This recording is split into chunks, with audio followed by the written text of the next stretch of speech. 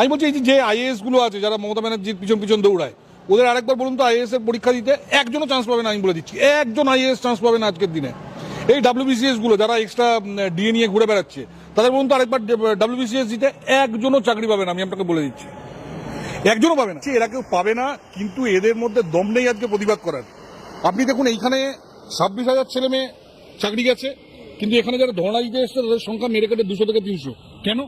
বাকি যে 25,000 তারা ভাবছে আমরা যদি আজকে এখানে ধর্ণা দিতে আসি, হয়তো পরের মাসে যে 9 মাসের স্যালারিটা পাচ্ছি সেটাও হয়তো বন্ধ হয়ে যাবে।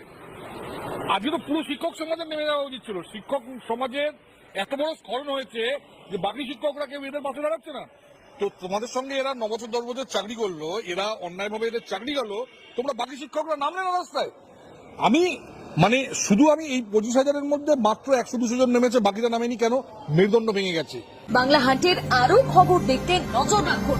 বাংলা খবর মানেই বাংলা হাট।